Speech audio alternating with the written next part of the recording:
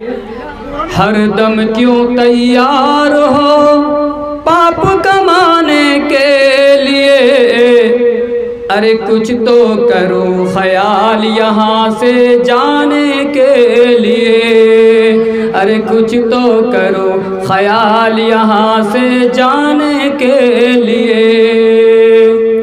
हिंदू जलकर राख हुए, हिंदू जलकर राख हुए, मुस्लिम जलकर हुए खाक। अरे सोने जैसे दहिया में रहा न कोई पास।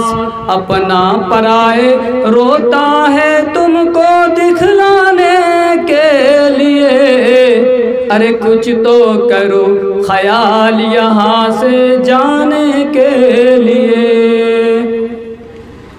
तो यहाँ से हम लोगों को जाने की तैयारी करना है। मैंने पढ़ा हुदम व बुशरा लिल मोमिनीन, हिदायत है बशारत है मोमिनों के लिए।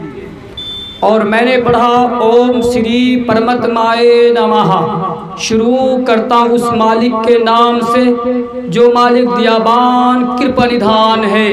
मैंने पढ़ा ओम विश्वानी सर्वम द्योदेव अखंड मंगला कारणम पिया एदम एना चराचरम तद्द परदंग दर्शितम तस्मै श्री गुरुवे नमः। सारे विश्व का पालनहार एक है, वो अखंड है, कभी खंड नहीं हो सकता। वो एक है, अनेक नहीं हो सकता, नहीं हो सकता। एक ओकार सत्य नाम करता पुरुष नरभूर नरवीर अकाल मूर्ति एकम रूपियं द्वितीय नीना नास्ते नास्ते किंचन। कहा है उसका कोई दूसरा नहीं हो सकता।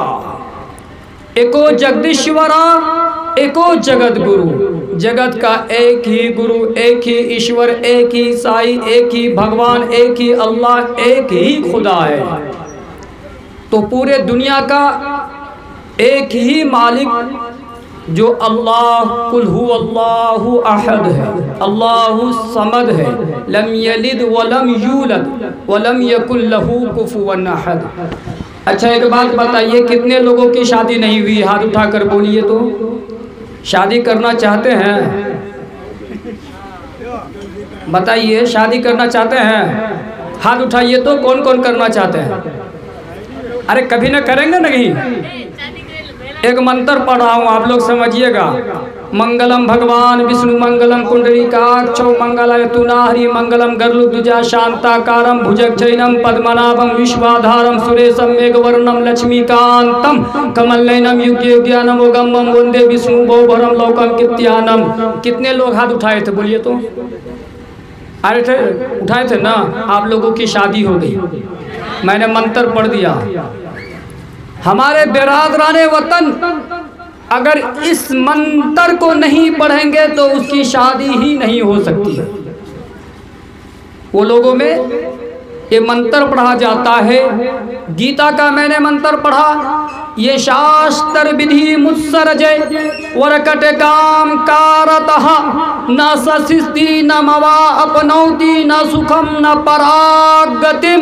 कि शास्त्र के अनुसार जो जिंदगी नहीं गुजारेगा वो स्वर्ग जा नहीं सकता है, और जो शास्त्र के खिलाफ जिंदगी गुजारेगा वो नरक जाएगा, जहन्नम में जलेगा।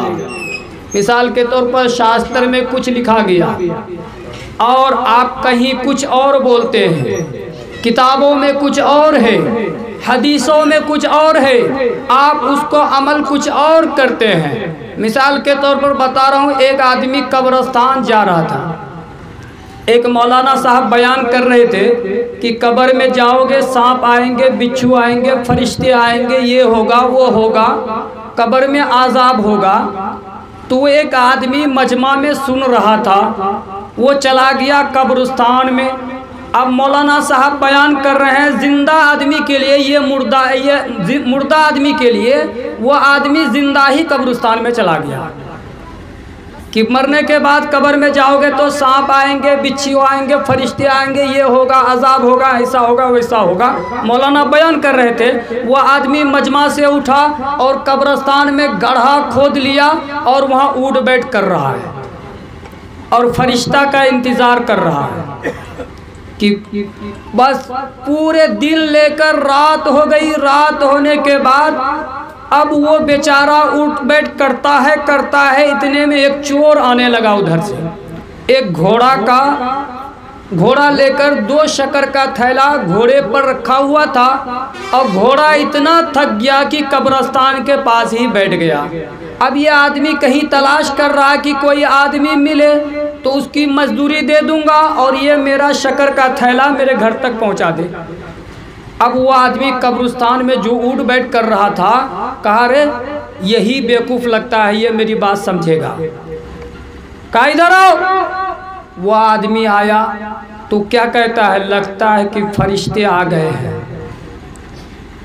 लगे छी फरिश्ता अभी के लिए अब आज़ाब शुरू हुई थी। कहीं इधर आओ। आया, एक थैला लाद दिया उसके ऊपर, एक थैला घोड़े पर दिया। घोड़ा को हल्का हुआ, 2 कोड़ा इसे मारता है, 2 कोड़ा घोड़े को मारता है। वो आदमी क्या बोलता है, ये आज़ाब है छी, आज़ाब, ये आज़ाब हो रहा है। 2 कोड़े घोड़े को मारता है, 2 कोड़े इसको मारता है, कहता है ये आज़ाब हो रहा है। और उसके बाद ले जाता है घर पे, उसकी बीवी से, अपनी बीवी से बोलता है कि देखो इसको दही चूड़ा खिला दो, 2 कोड़े मारकर इसे घर भेज दो। अब 2 कोड़े मारकर उसे घर भेज दिया गया। अब दूसरा दिन समझ लीजिए इत्तफाक से रहरिया या फरसा डांगी में जलसा है। वो जलसा सुनने के लिए पहले सब में लाठी लेके खड़ा है, पहले ही सब में लाठी लेकर बैठ गया। कहा अगर आज मौलवी बोलेगा ना झूठ तो ये लाठियाँ लेकर उसको सीधा कर देंगे। मौलाना बयान कर रहे थे, फिर भी कहे कब्र में जाओगे, सांप आएंगे, बिच्छू आएंगे, फरिश्ते आएंगे, ये होगा वो होगा। वो आदमी उठ गया। उठने के बाद बोलता है मौलाना साहब अरे कितना झूठ पे झूठ बोलोगे, कुछ नहीं आता है कब्र में। अब बताइए भाई, वो आदमी कहा था मुर्दा के बारे में, ये जिंदा ही समझकर कब्रिस्तान चला गया। वो इमाम साहब, वो मौलवी साहब की गलती थोड़े है। आपका कितने झूठ पे झूठ बोलोगे। कहा क्या बात है बोलो। कहा हम कब्रिस्तान पे गए थे, कब्रिस्तान में जाके हम उठ बैठ किए, कोई फरिश्ता नहीं, कोई सांप नहीं, कोई बिच्छू नहीं, कुछ भी नहीं होता है। सिर्फ एक घोड़ा वाला आता है, एक शक्कर का थैला लाद देता है, 2 कोड़े हमें मारता है, 2 कोड़े घोड़े को मारता है, ये आज़ाब होता है। और घर ले जाकर दही चूड़ा खिलाकर पुष्टांग घर भेज देता है, यही आज़ाब होता है। वरना कब्र में सांप बिच्छू वगैरह फरिश्ते नहीं आते हैं।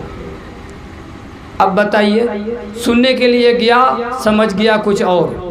बहुत बहुत शुक्रिया दोस्तों, आपने फुल वॉच पूरा वीडियोस देखा और वीडियोस आपको पसंद आया होगा। पसंद आ जाए तो अपने दोस्तों में ज़रूर शेयर करें और लाइक करें, सब्सक्राइब करें और मेरी हौसला अफजाई फरमाएं। शुक्रिया, जज़ाकल्लाह। अल्लाह तबारक व तआला आपको दोनों जहान में कामयाबी अता फरमाए, शाद व आबाद रखे। फिर मिलते हैं नेक्स्ट वीडियोस में और एक अच्छे और शानदार वीडियोस आपके लिए लेकर हाजिर होऊंगा। तो इजाज़त दीजिए, फिर मिलते हैं दूसरी वीडियोस में। अस्सलामु अलैकुम व रहमतुल्लाहि व बरकातुहू।